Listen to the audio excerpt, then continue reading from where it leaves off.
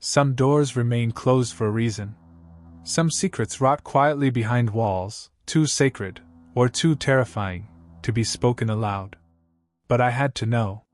I had to hear it for myself. And now, I can't unhear it.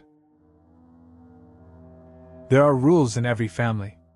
Don't leave your wet towel on the floor. No TV until your homework is done. Normal things. In my family, we had all of those, plus one more. One rule that was absolute, unspoken, and enforced with a silent, terrifying finality. You do not go into Mom and Dad's bedroom. It wasn't just a knock first situation. The door was always locked. I was never, ever, for any reason, allowed inside. Not to ask a question, not to retrieve a stray toy that had rolled under the door. That room was a fortress, and for my parents I was an invader. And from as far back as my memory goes, I knew why I wanted to go in. It was the knocking. It wasn't a constant sound. It was subtle. A soft, rhythmic thump-thump that you could only hear if you were standing in the hallway right outside their door. It came from inside, from the far wall of their room, the one that backed up against the old linen closet. I first noticed it when I was maybe 6 or 7. I thought it was the pipes. But the sound was too steady, too intentional. The curiosity of every child is a powerful force. A few times, I found the door unlocked by mistake. I'd sneak in, the thick carpet muffling my footsteps. The room was always dim, the heavy curtains drawn. It smelled of my mom's faint lavender perfume and my dad's cedarwood aftershave. It was just a normal bedroom. A big bed, a dresser, a tall, imposing wooden wardrobe against the far wall. And when I got close to that wardrobe, the sound was clearer. Thump thump. It was coming from behind it. From inside the wall. I always got caught. It was like my mother had a sixth sense.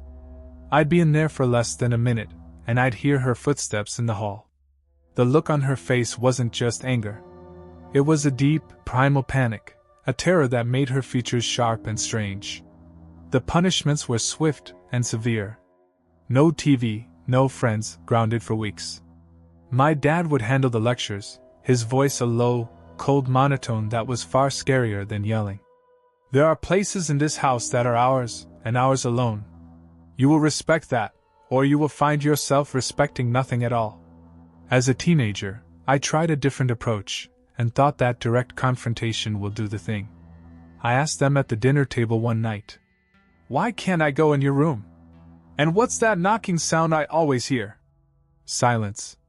The clinking of cutlery on plates stopped. My dad slowly put his fork down, and leveled a gaze at me that was as hard and cold as granite. My mom just stared at her plate, her knuckles white where she gripped her knife. "There is no knocking sound," my dad said, his voice dangerously quiet. "And you will drop this. This is the last time we will ever speak of it. If you mention it again, or if I find out you have tried to enter our room again, the consequences will be something you cannot begin to imagine. Am I understood?" I understood. I dropped it. But I never forgot. My mother's behavior only deepened the mystery.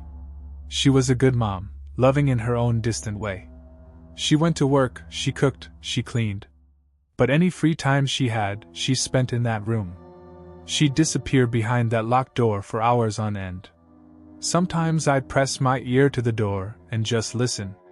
I never heard a TV or music. Just a profound, heavy silence, occasionally punctuated by her soft, humming a tune with no melody, or the faint sound of her whispering to someone who never whispered back. Now I'm 21. I've saved up enough from my part-time job to finally get my own place, a tiny apartment across town. I'm leaving. And a single, overwhelming thought has dominated my mind for weeks. It's now or never. I can't leave this house without knowing. This secret has been a silent, third parent to me my entire life. A ghost at every family dinner, a shadow in every hallway. I have to cast the light on it before I go. I told my dad I was ready to move out. He was relieved. That's the only word for it. There was no sadness, just a weary sense of relief. He and my mom wished me luck, told me they were proud. I asked him, one last time, my voice trembling slightly. Dad, before I go, please, just tell me what's in the room. His face hardened instantly. The mask of the proud father fell away, revealing the cold, stern guardian of the secret. Your new life begins when you walk out that door, he said. What is in this house is part of your old one. You will leave it behind. Do you understand me? You will leave it all behind. That was his final answer. And it was my final motivation. I spent my last night packing my bags, a hollow feeling in my chest.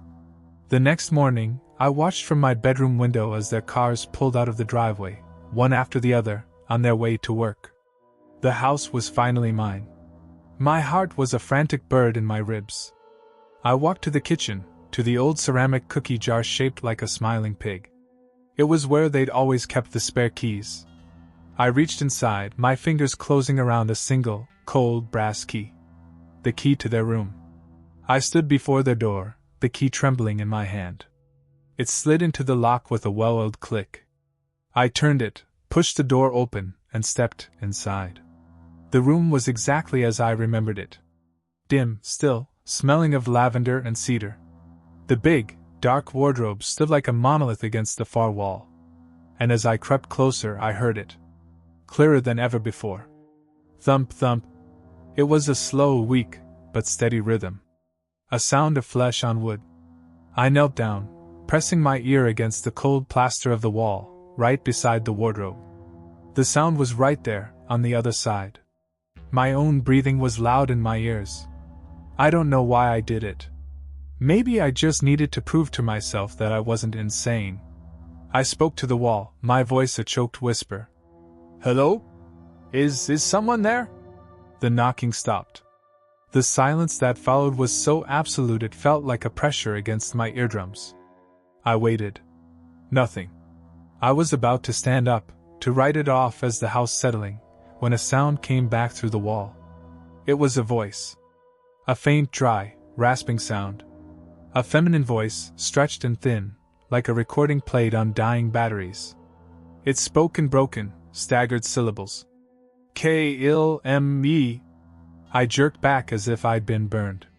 I scrambled away from the wall, my mind refusing to process the words. Kill me? I must have misheard. It had to be something else. But the voice came again, a little stronger this time, a desperate, scratching plea. Kill me, please. This was real. There was someone in the wall. A prisoner. My mind went to a dark place, thinking my parents were monsters, that they had someone locked away. I looked at the wardrobe. It wasn't just against the wall, it was clearly, deliberately, blocking something. M's system was flooded by the adrenaline. I grabbed the sides of the heavy wardrobe and pulled. It was old, solid wood, and it barely budged. I grunted, dug my heels in, and pulled with every ounce of strength I had, my muscles screaming in protest. It moved, scraping and groaning across the floor, inch by agonizing inch. Behind it, where there should have been a plain wall, there was a door. It was a small, simple wooden door, painted the same color as the walls, designed to be invisible. It had a simple brass knob, but no keyhole. It wasn't locked, I could enter. My hand trembled as I reached for the knob. It was cold. I turned it, pulled, and the door swung open with a low, mournful creak, revealing a sliver of darkness beyond. I pushed it open the rest of the way. The space behind it was small, no bigger than a closet. It was a room, a hidden, secret room. It was filled with the clutter of a life I'd never known. Tiny dresses hanging from a single hook. A small, dusty mobile with faded pastel animals. A stack of photo albums. I picked one up. On the cover, in my mother's handwriting, it just said, Our Angel. I opened it. The photos were of my parents, younger, happier, their faces bright with a joy I had never seen in them. And in their arms, they were holding a baby with a wisp of dark hair and my father's eyes. In the center of the small, cramped room was a makeshift altar. A small wooden table, covered in a white lace cloth, now yellowed with age. It was surrounded by dozens of candles, some new, some burned down to melted stubs of wax. And on the altar, lying on a small silk pillow, I saw it. It was the baby from the photos. But it wasn't a baby anymore. It was a thing. Its body was small, shrunken, and desiccated. Mummified. Its skin was a pale, translucent parchment stretched tight over a tiny, bird-like skeleton. Its eyes were closed, its mouth a tiny, black O in its shrunken face. It was horrific, a tiny, preserved corpse displayed like a holy relic. I felt a sudden, overwhelming urge to touch it. A pull, a need to connect with this impossible, tragic thing. I reached out a shaking hand and gently, so gently, laid my fingertips on its cold, dry forehead. And the world exploded. I saw visions, memories, and pictures that are not my own. All flooded my mind with the force of a tidal wave. I saw a sterile, white hospital room. My mother sobbing, her face buried in my father's chest. A doctor with a grim face saying the words, "I'm so sorry. There was nothing more we could do. Your daughter is gone." I saw my parents in their bedroom, the one I stood in now. They were holding the tiny, still body of their daughter, wrapped in a hospital blanket. My father, with a face covered by a mask of desperate, insane grief, was drawing a circle on the floor with red chalk. "We can bring her back," he was whispering. His voice was a frantic prayer. "The book said we could. We just have to anchor her. Give her a vessel to stay in." I saw them place the tiny body in the center of the circle, on the altar. I saw them kneeling, chanting words from a language that made my teeth ache. I saw the candles flicker and die, and a coldness filled the room as the tiny body on the altar twitched, just once. And I felt her. Her spirit. Trapped. Snatched back from the peace of oblivion, and slammed back into her dead, decaying shell. I felt her confusion, her terror, her unending, eternal suffering. A conscious mind growing, learning, trapped in an inert, unchanging prison of flesh, unable to move, unable to speak, able to do nothing but feel the slow, inexorable passage of decades and knock, knock, knock on the silent wall of their bedroom. And through it all, I heard her voice as a clear, soul-shattering scream inside my own head. "Please kill me!" I ripped my hand away, stumbling back, a strangled sob tearing from my throat. I finally understood. My parents weren't monsters. Not in the way I'd thought.